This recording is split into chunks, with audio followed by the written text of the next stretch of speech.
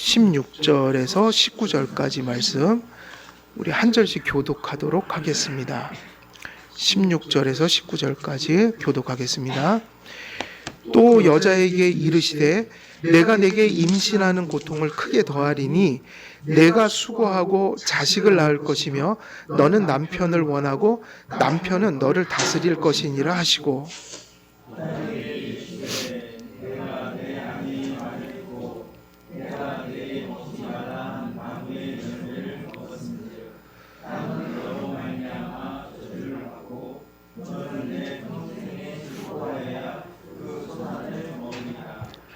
땅이 내게 가시덤불과 엉겅퀴를 낼 것이라.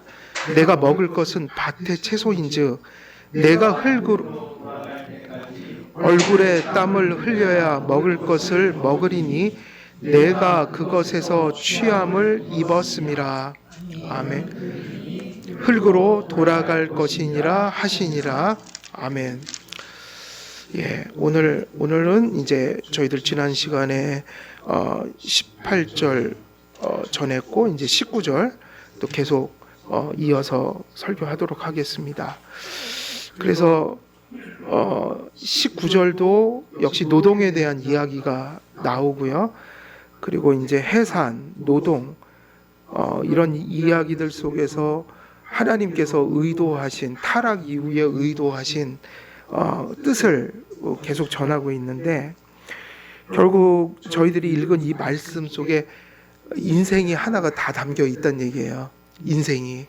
그래서 너무 복잡할 거 없습니다. 인생 뭐냐 그러면 사람들은 되게 복잡한데, 우리가 태어나서 그리고 또 부모된 입장에서는 또 자녀를 낳고 기르고, 그래서 생명이 잉태되고, 역시 나라는 존재도 하나님께서 이 땅에 보내셔서 한 생명으로 태어났다. 해산이 중요하다.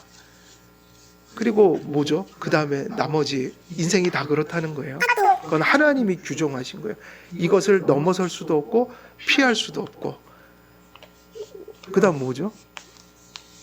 이 땅에 태어나서 인생이 뭡니까? 그럼 뭐예요? 수고하고 고뇌하고 땀 흘리면서 먹고 사는 거죠. 하나님 주신 생명이 보존되고 그 생명이 생존, 그러니까 생존을 위해서, 결국은 생존을 위해서 우리는 끊임없이 수고하고 고뇌하고 땀 흘리고 뭐 이런 게 인생이다. 그게 인생인 거예요. 정말 그렇게 사는 거예요. 다 그렇게 안 살 수가 없습니다.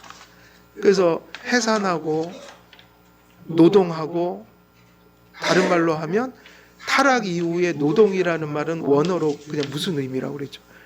그때 그 말이 똑같은 의미라고 그랬어요. 타락 이후에 사용한 그 단어는, 노동은 수고예요. 그 말 자체가 노동이에요. 그리고 고통이기도 하다. 고통이란 말도 들어있어요, 그 안에. 그리고 뭐죠? 그 다음에 세 번째가 인생이 뭡니까? 태어나서 수고하다가, 여기 이제 마지막에는 아직은 이제 그 구절 거기까지는 제가 안 갔지만, 흙으로 돌아가리라. 흙으로 돌아가리라. 그래서 이제 인생이 뭡니까? 그러면 태어나서 고생하다가 흙으로 돌아가는 겁니다. 요거를 받아들이는 거 엄청 힘든 거예요. 사람들이 다 이 얘기 좋아해요, 싫어해요?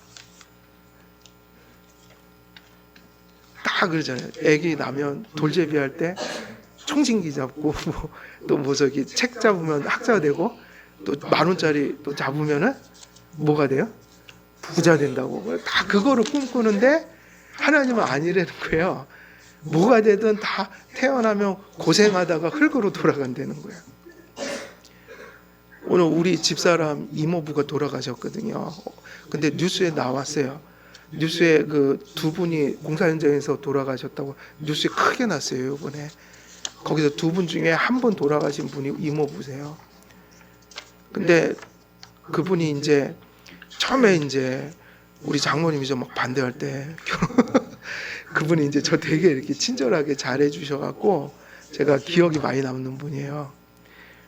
근데 2달 전에 그 따님이 결혼을 해서 제가 주일날은 그 결혼식을 안 가거든요. 그래갖고 못 가서 그때 이제 조금 일주일 전에 가서 그분 뵙고 그 축의금도 이렇게 전해드리고 또 밥을 사주셔서 먹고 왔는데 그때 그 얘기를 제가 또 한참을 했어요. 계속 제가 50줄 들어서면서 40대 말부터 자꾸 이렇게 세월이 너무 빠른 것 같다. 그리고 저는 죽음을 요즘에 많이 생각합니다. 죽음이 자꾸 그러니까 이거는 우리가 피할 수가 없는 것 같아요. 그러니까 뭐 이게 빨리 올지 늦게 올지 모르지만 늦게 온다는 것도 말이 안 되는 게 항상 죽음은 임박해 있어요. 사람의 인생은 금방 지나가더란 말이에요. 그러니까 제가 그걸 같이 이야기했다고요. 세월이 너무 빨라서 어쩔 땐 좀 중압감도 느껴진다. 근데 너무 빠른데 세월이 자꾸 빠르다는 게 무슨 의미죠? 세월이 빠른 게 뭘 의미하는 거예요? 우리는 세월이 그냥 빠르다고 하잖아요. 그냥 흘려보내는 게 아니라 그게 빨리 지나간 만큼 나는 내게 죽음이 다가오고 있는 거라고요. 근데 나는 그거를 그렇게 어두운 의미로 받아들여지진 않아요. 그러니까 이런 의미예요. 이 얘기를 목사님들하고도 많이 하거든요. 만나면 이상한 목사죠. 맨날 뭐 그런 얘기나 하고. 근데 그게 나쁜 의미가 아니라 우울한 의미가 아니고 그냥 그거예요. 내일 눈을 뜨면 해가 떠요, 안 떠요?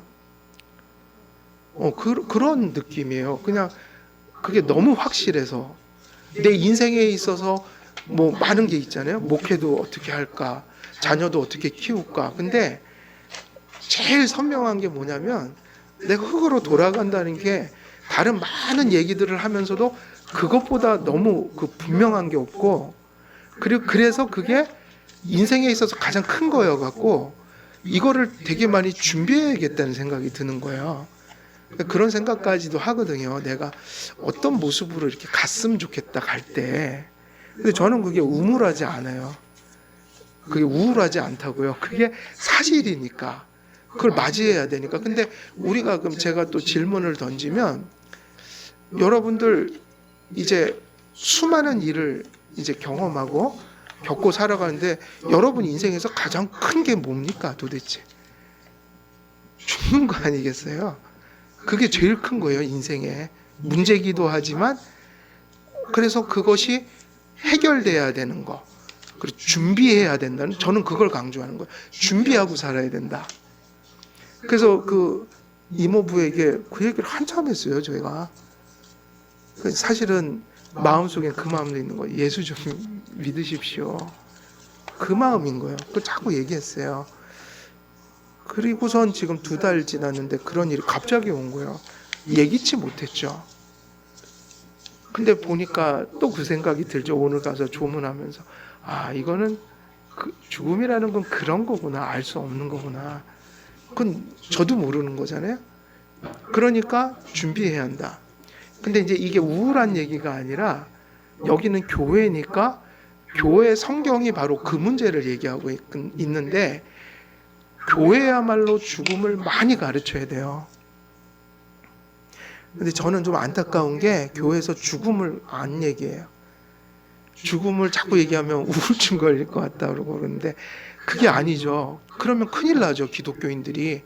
예수님이 십자가에 달려 죽으신 이유가 뭐 때문이죠? 죽음 때문이잖아요. 그죠?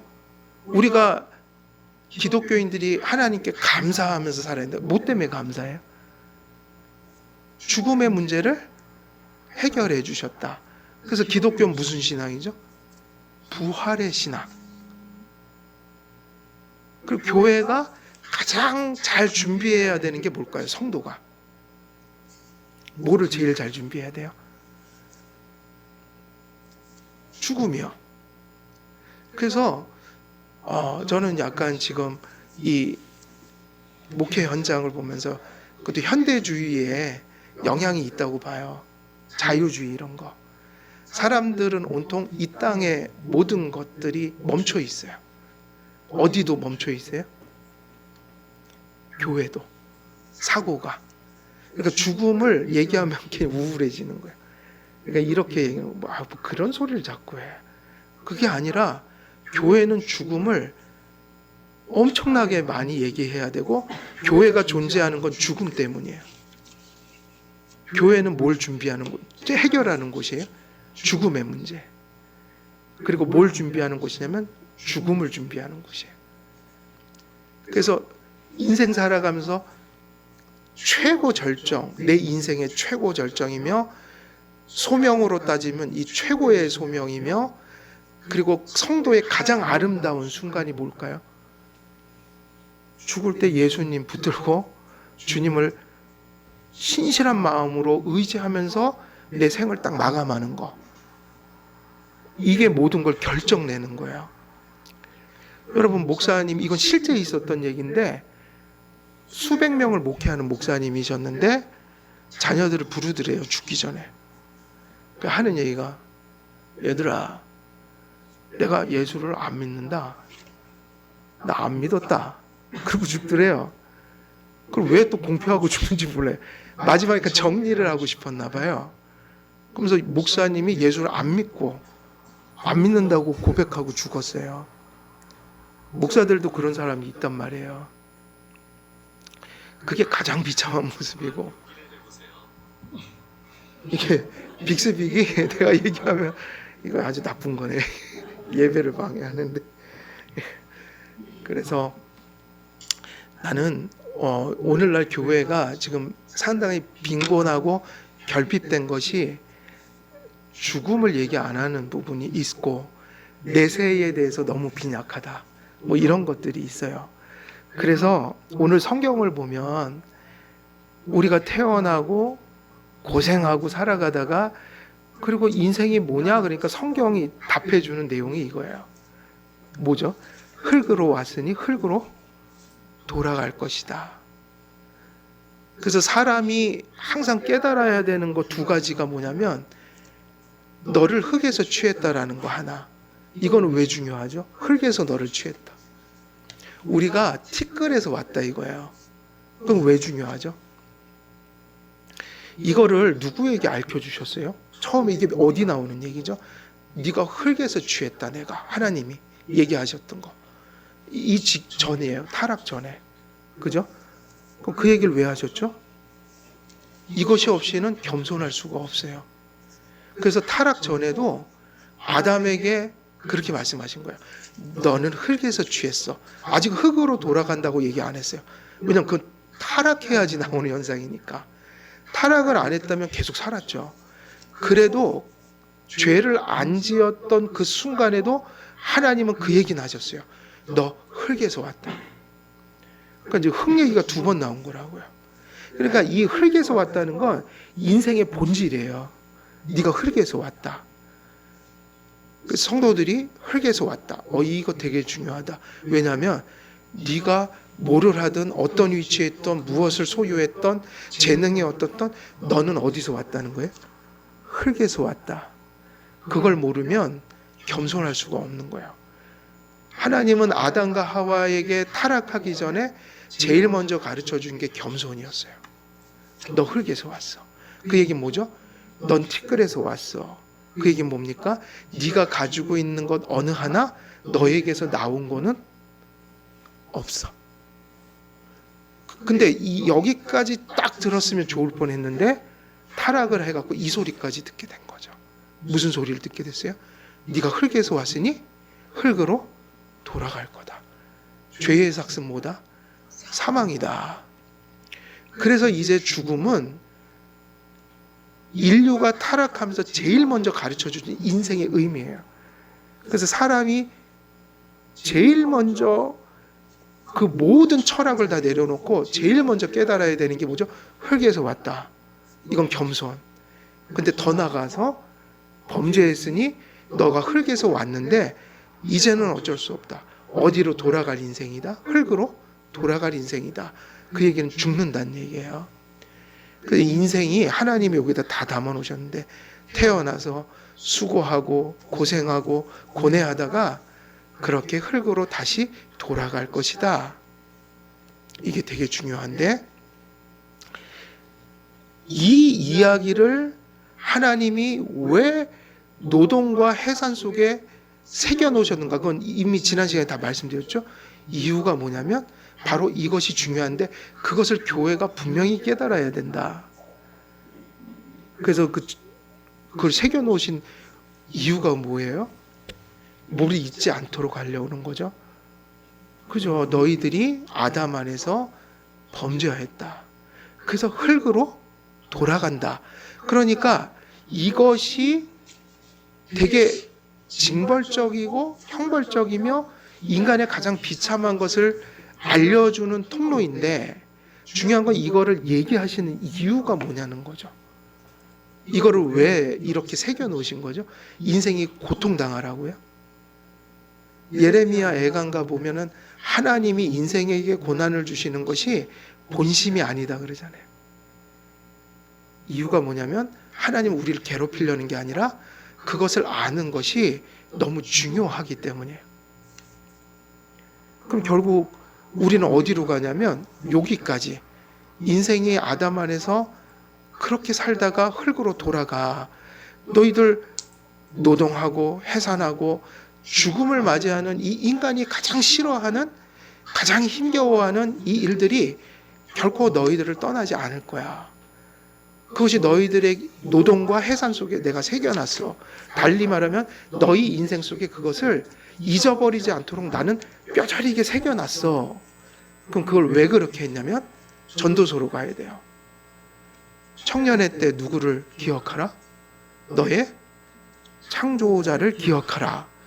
우리대로 하면요, 신약으로 얘기하면 그래서 너희들이 숨을 쉬고 태어나서 그리고 수고하며 이런저런 고뇌와 바쁨 속에서 쉴 새 없이 살아가는 그 날 동안, 그리고 언젠가는 너의 숨이 멎는 그 어떤 순간이 있을 텐데 그 순간까지 이 얘기를 하고 있는 거죠. 그 고통 속에서 뭘 발견해야 되냐면 내가 비참한 죄인이기 때문에 너의 인생이 다 가기 전에 주 예수 그리스도를 믿고 회개해야 한다. 그래서 누구를 믿게 하려고 하나님이 그것을 그렇게 새겨놨냐면 하나님의 구원을 자꾸 갈망하고 의지하고 바라보도록 하기 위해서 그것을 그렇게 남겨놓은 것이에요. 그래서 우리가 신학적으로도 기독교 강요 보면 우리가 구속주 하나님을 하는데 지금 긴 시간 동안 계속 뭐를 얘기하고 있어요? 우리가 구속주 하나님에 관한 지식이라는 2권이거든요. 기독교 강요 2권이에요. 거기 상당 부분이 타락을 얘기하고 있다고요. 죄. 그러니까 뭐 어디로 가려고 자꾸 죄를 얘기하는 겁니까? 그리스도를 믿으라는 얘기예요. 그리스도가 절실하다 너희들에게. 그러니까 죄 얘기를 하지 않고는 누구 얘기를 할 수가 없는 거예요. 그리스도를. 그거를 예수님은 간단하게 가르쳐줬죠. 의원이 누구를 위해서 있는 거예요? 병자를 위해서 있다. 병자기 때문에 의사가 필요한 거죠. 우리가 죄인이기 때문에 예수가 필요해요. 그래서 우리 인생 속에서 이렇게 태어나서 고생하다가 죽는 거. 근데 뭐 그 안에는 다양한 것들이 있죠. 어떤 사람은 늘 평안한 것처럼 살아가기도 하고 어떤 사람은 또 지독하게 고생도 하고 뭐 사람 인생은 이런저런 레파토리들이 있지만 공통점은 그거예요. 그게 보편성이라는 거는 그 면에서는 모든 인생이 똑같다.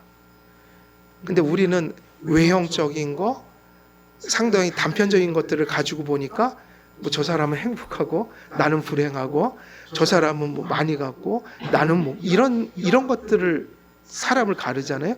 근데 그게 아니라 원래는 정상적으로 하면 인간은 하나님이 주신 일반 은총이나 또 인간이 그런 일반 은총을 받더라도 바로 이 하나님이 징벌적 고통을 인생 속에 이렇게 부여하신 그거 면에 있어서는 모든 인생은 다 같단 말이에요. 근데 어떤 사람들은 착각하고 살죠. 예수님이 없어도 나는 행복해. 나는 뭐 예수님 없어도 되게 많은 걸 가지고 즐겁게 지금 지내고 있거든. 근데 그게 기만이라 이거야. 실제로는 나는 죄인이란 말이에요. 그걸 못 봐요. 그래서 우리가 태어나서 고생하고 또 아이 낳고 또 뭐 이제 흙으로 돌아가는 그 시간까지 그 100년 남짓한 인생이라는 게 결국은 하나님의 뭐라고 부를 수 있을까요? 그 인생이 뭐 이런저런 모습을 사는 건 달라도 어쩌면 자기도 깨닫지 못하고 살 수는 있으나 성경으로 보면 하나님이 모든 인생들에게 이런 의미를 부여하신 거예요. 여러분들이 살아가는 게 뭡니까? 이렇게 묻는 거예요. 지금 여러분이 살고 있는 거.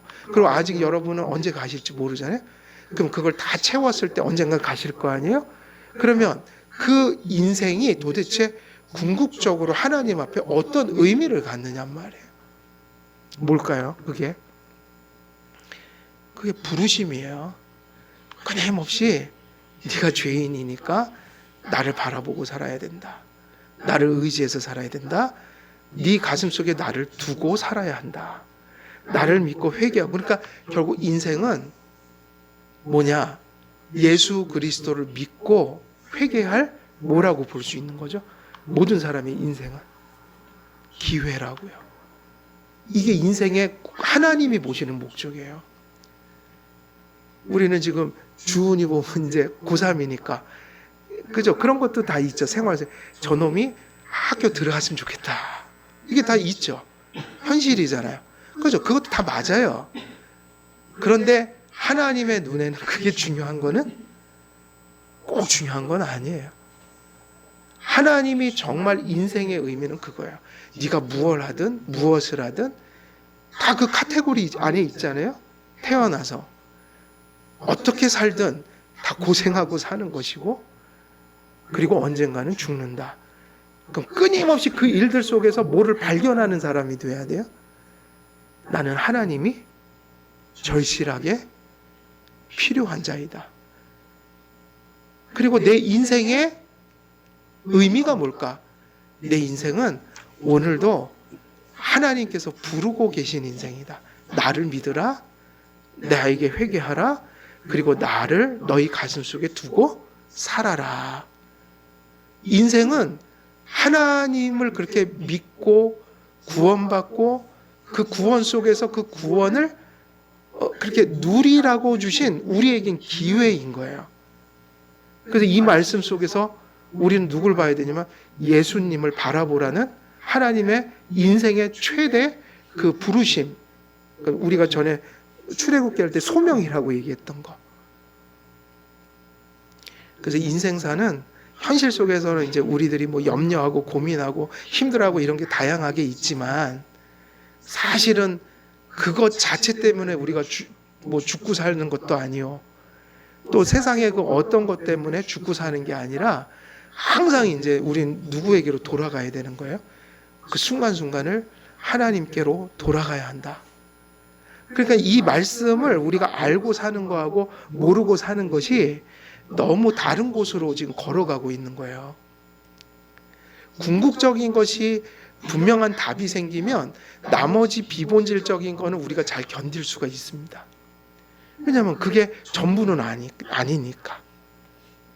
근데 지금 좀 안타까움은 뭐 안 믿는 사람은 할 것도 없지만 믿는 사람들에게도 너무 죽고 사는 그것이 예수님이 아닌 것으로 돼 있단 말이에요. 그래서 그것 때문에 우리가 죽어서는 안 되는데 마치 그것 하나를 우리가 조금 잃어버리면 죽을 것처럼 생각하고 사는 거. 그 사람들이 막 예수님 믿으면서도 너무 불행해 보이는 거예요.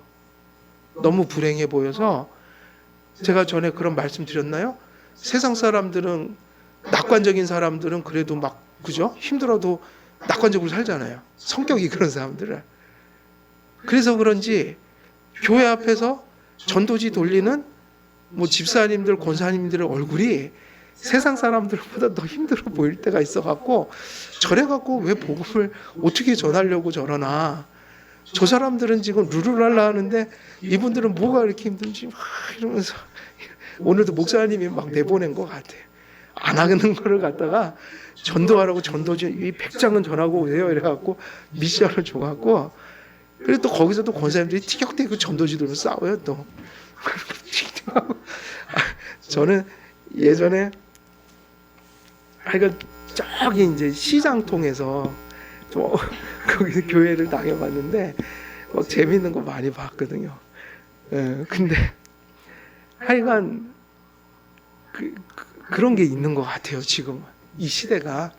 그래서 우리가 좀 하나님 말씀으로 인생을 조망할 필요가 있다.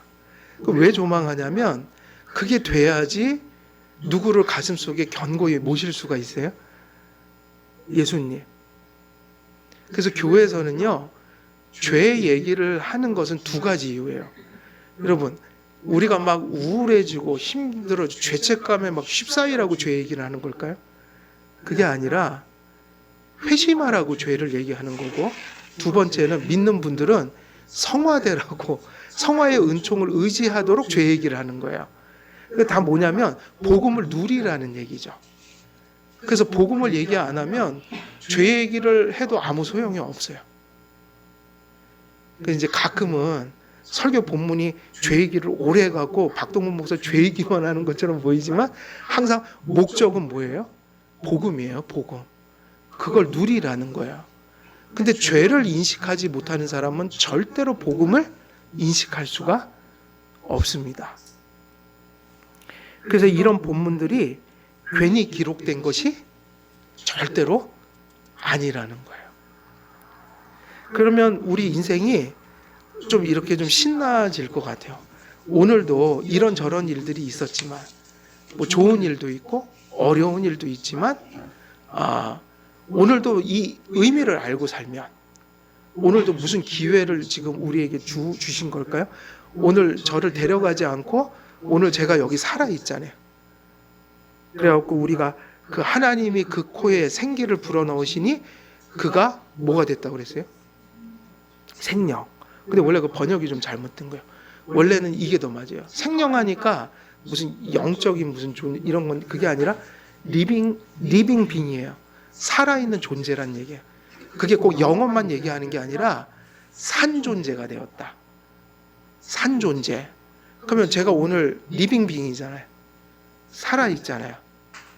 오늘도 감사한 거는 제가 이렇게 떠나지 않고 죽지 않고 오늘도 되게 감사한 거는 살아있는 것만 해도 감사하지만 우리는 더 감사한 거죠.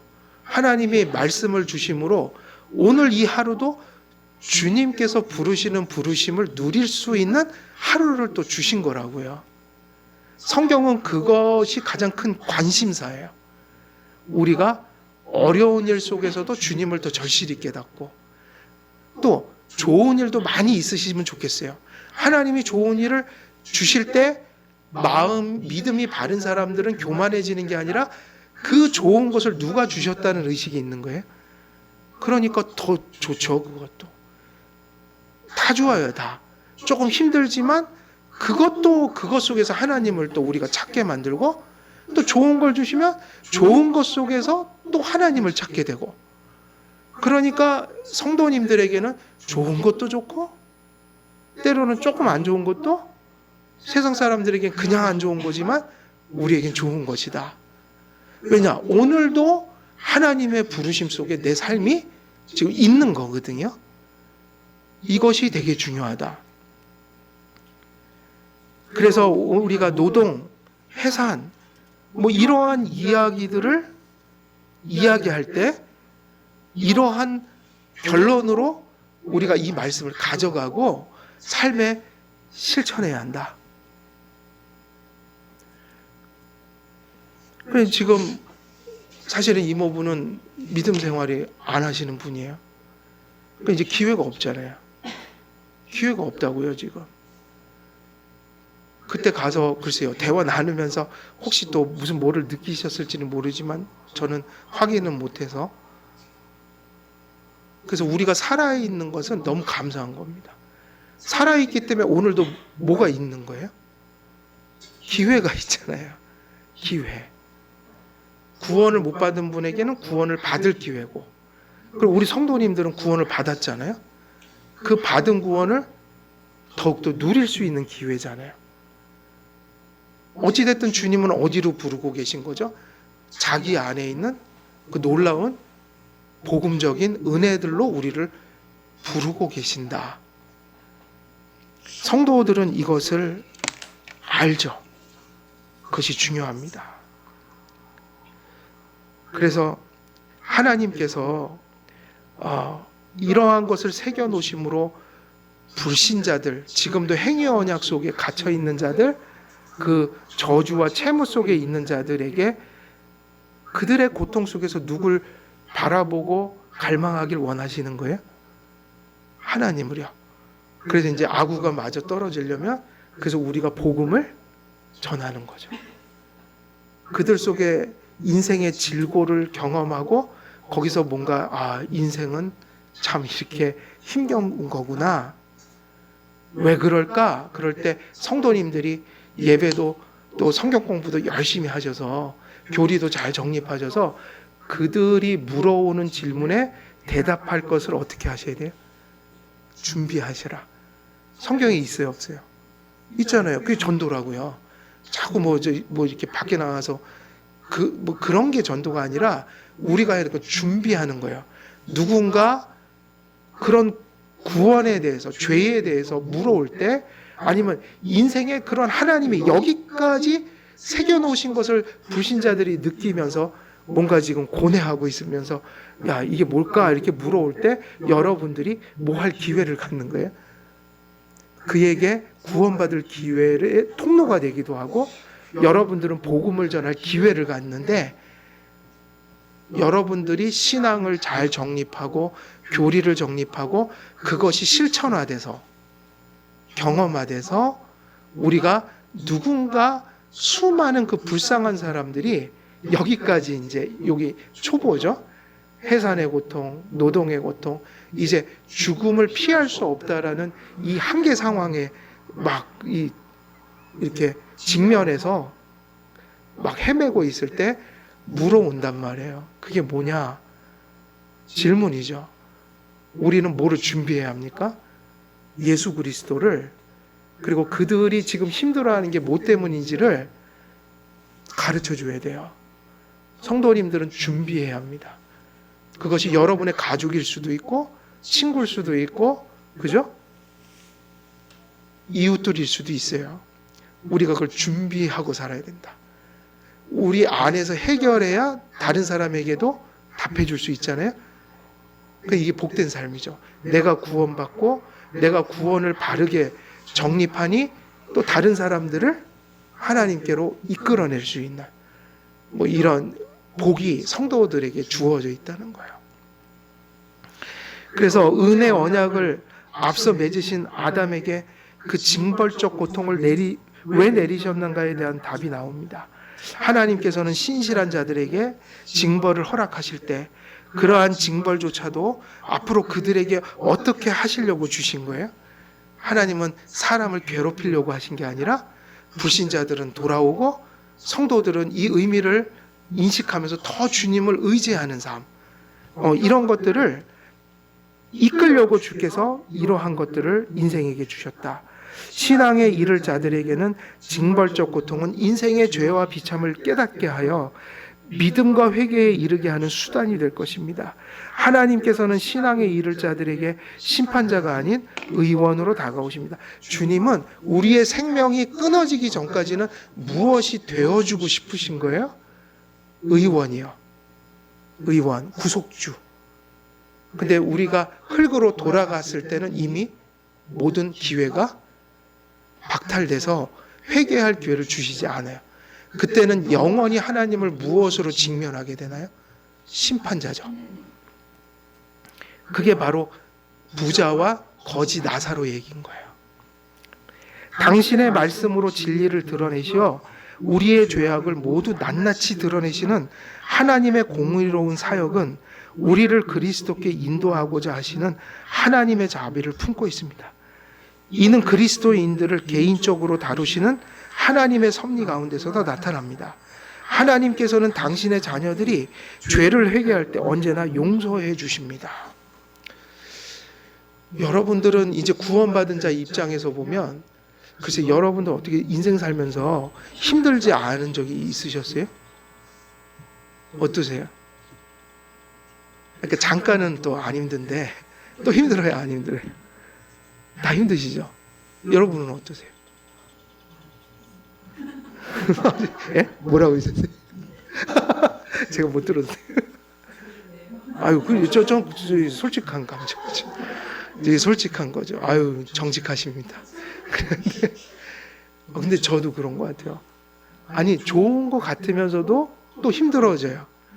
또 힘든 것 같지만 또 은혜 주셔갖고 또 좀 위로가 되고 또 살다가 그렇다고 해서 그렇게 계속 가지는 않아요.